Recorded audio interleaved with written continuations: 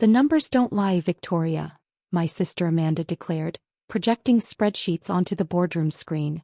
Your Asian expansion is hemorrhaging money. The Chen-Reynolds Hotel Group needs new leadership. I kept my expression neutral as Amanda detailed my supposed failures to our family board. 5 years of carefully building relationships in Asia, establishing our hotel brand in key markets, all dismissed as mismanagement by someone who'd never looked beyond quarterly profits. I'm Victoria Chen-Reynolds, and this is the story of how my sister's greed revealed the true value of understanding international business culture. Look at these occupancy rates, Amanda continued, highlighting numbers in red. The Shanghai property is running at 40% capacity. The Beijing location barely breaks even. Meanwhile, our American hotels show consistent 85% occupancy. Our father, James Reynolds, founder of the hotel empire, frowned at the figures. At 75, he was increasingly relying on Amanda's modern business approach rather than the relationships-first philosophy that had built our company. The Asian market requires patience, I explained. We're building long-term. We're building losses, Amanda cut in. Your obsession with understanding the culture and building relationships is costing us millions. This isn't some diplomatic mission, it's business. If only she knew what those relationships were worth. The board needs to vote on new leadership for our Asian operations, Amanda announced. I propose consolidating control under my direct management, using the same successful model as our American properties. I glanced around the table. The other board members, mostly Amanda's business school friends she'd helped father appoint, were already nodding in agreement. All in favor? Amanda asked with a practiced smile. Hands rose around the table. Even father, after a moment's hesitation, raised his. Victoria, he said gently, perhaps it's time to focus on our domestic operations. You understand numbers, but Amanda understands modern business. I thought of the meetings I'd had just last week with Chinese government officials. The carefully negotiated agreements that Amanda knew nothing about. The real reason our occupancy rates were deliberately kept low.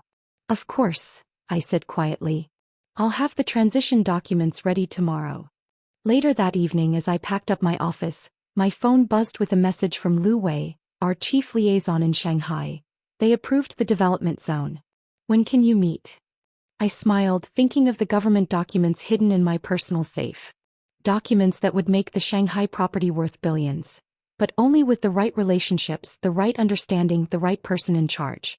Amanda burst into my office, already redecorating in her mind.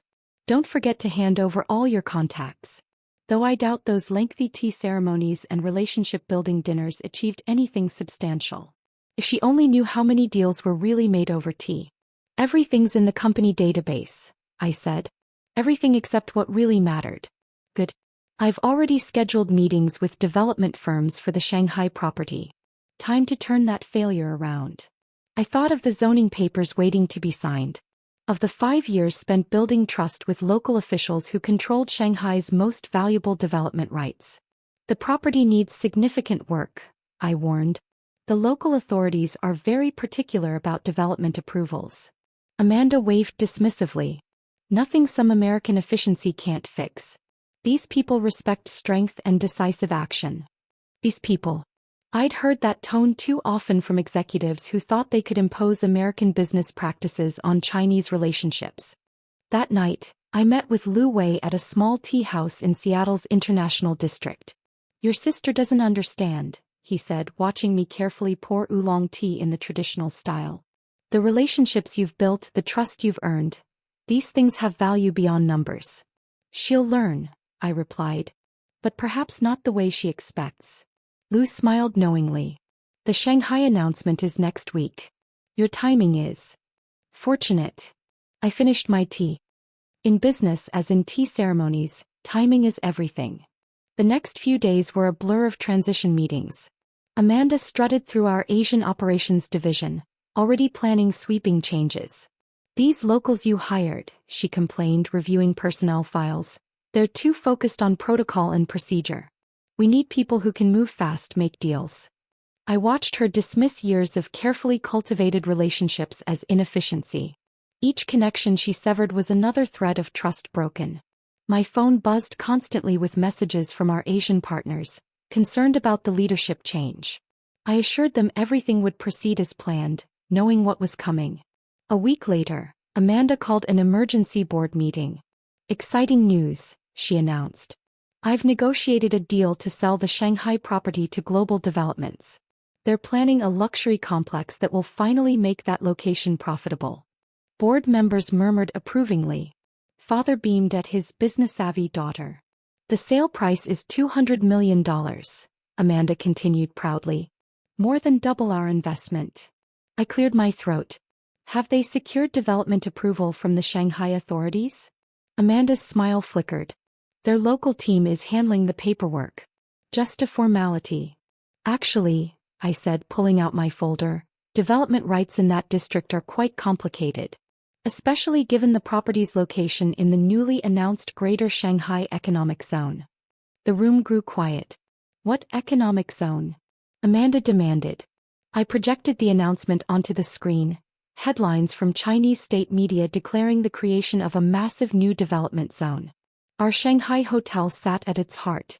"The Chinese government is investing $50 billion in this initiative," I explained. "All development must be approved by a special committee. A committee that, coincidentally, I've been working with for the past 3 years." Amanda's face paled as she read the translated articles. "Why wasn't this in any of your reports?" "Some relationships don't show up on spreadsheets," I said quietly. "Some values can't be measured in quarterly profits." As realization dawned across the boardroom, I opened another folder.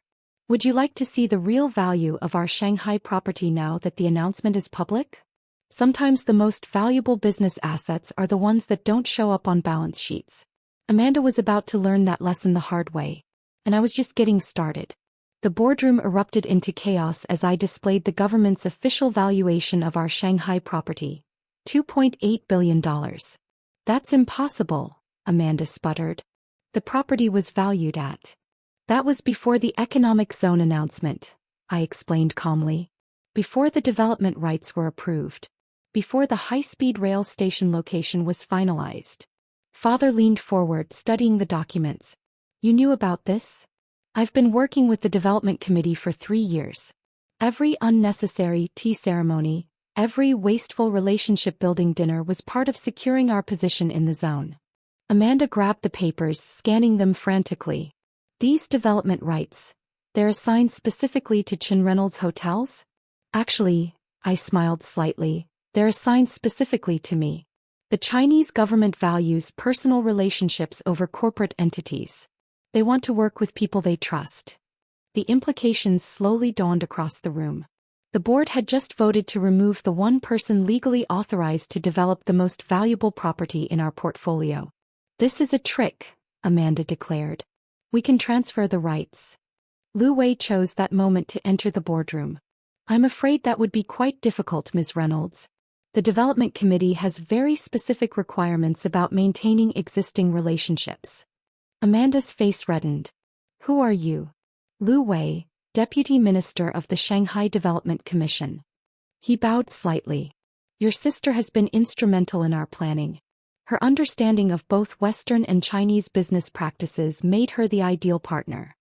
The next few hours were a blur of revelations. The Shanghai property wasn't just valuable for its location. It was key to the entire development zone's success. The seemingly low occupancy rates had been deliberately maintained to facilitate the upcoming construction. Every failure in Amanda's presentation had been part of a carefully orchestrated plan. "The Chinese government is prepared to finance 60% of the development costs," Lu Wei explained, displaying architectural renderings. "The new Chen-Reynolds International Center will be the zone's flagship project." Father looked between his daughters. The one who saw only numbers and the one who understood value comes in many forms. "Victoria," he said quietly, "I owe you an apology." But Amanda wasn't finished. "This is still our company's property. We can—" "Actually," I interrupted, "you should read the original purchase agreement.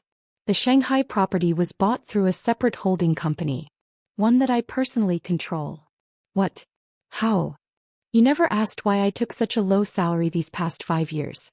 I used my own money to secure the purchase, with company funds as a minority investment. A traditional Chinese business structure that protects family interests. Amanda collapsed into her chair. You planned this all along. I planned for possibilities, I corrected. Just like Mother taught us before she passed. Remember how she built this company with Father? Not by rushing every deal but by understanding people, cultures, relationships. The board spent the next week reviewing their options. They quickly realized they had none. The development rights were ironclad, the Chinese government's commitment contingent on my involvement. Global Developments tried to salvage their deal, offering to work with me directly. Lu Wei politely but firmly informed them that the development committee had already chosen their partners. 1 month later we broke ground on the Chen-Reynolds International Center. The ceremony, attended by high-ranking Chinese officials, was a masterclass in blending business cultures. Amanda watched from the sidelines as I performed the traditional rituals she'd once mocked as wasteful. Your sister understands the Tao of business, an elderly Chinese official told Father. Success is not just in the numbers, but in the harmony of relationships. The project transformed our company.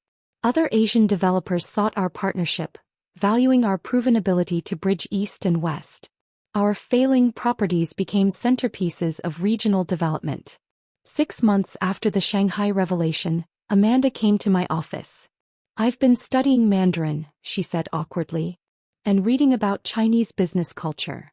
I nodded, waiting. I was wrong, she continued. Not just about the properties but about what makes a business successful. Would you be willing to teach me? I poured 2 cups of tea, performing the ceremony with practiced grace. In Chinese business, admitting a mistake is not seen as weakness. It's seen as wisdom. She accepted the cup carefully, copying my movements. Where do we start? We start with understanding that business is about building bridges, not just buildings. Every culture has its own way of measuring value. Over the next year, our company evolved into something stronger than either Amanda's pure profit focus or my pure relationship approach could have created alone. We found balance, teaching each other what we knew. The Shanghai project exceeded all expectations. But more importantly, it taught our entire organization that success in global business requires more than just reading spreadsheets. Last week, a young executive asked me the secret to international business success. Learn to read what isn't on the papers, I told her. The most valuable deals are built on trust that no contract can capture. My office now displays 2 treasures: a traditional Chinese brush painting given by the development committee, and a photo of our parents at the opening of their first hotel. Both remind me that true business success comes from understanding not just how to make money, but how to build something lasting. Amanda runs our American operations now, but differently than before. She takes time to build relationships, to understand the human side of every deal. Sometimes she even conducts tea ceremonies. Father, watching our company's transformation, finally understood what Mother had tried to teach us years ago. That business is really about bringing people together, about creating connections stronger than contracts. Yesterday, during a board meeting, someone asked if I regretted not exposing the Shanghai plan sooner. Everything has its right time, I said, quoting a Chinese proverb. Success comes not to those who rush, but to those who understand when to wait and when to act. Looking out from our Shanghai tower at the gleaming economic zone, I often think about the long path here. About the years of patient relationship building that others saw as wasted time. About the value of understanding that business success means different things in different cultures. Sometimes the best revenge isn't about proving others wrong. It's about proving that there's a better way to be right. And sometimes, the most valuable business lesson is learning that not everything of value shows up on a balance sheet. As I conduct tea ceremonies in our Shanghai boardroom, hosting executives from around the world, I remember Amanda's dismissal of these traditions as wasteful. Now she sits beside me, learning the subtle art of building trust across cultures. Because in the end, business isn't just about buildings, profits, or developments. It's about understanding that true value comes from bringing different worlds together, creating connections that last longer than any contract. Just as Mother always taught us.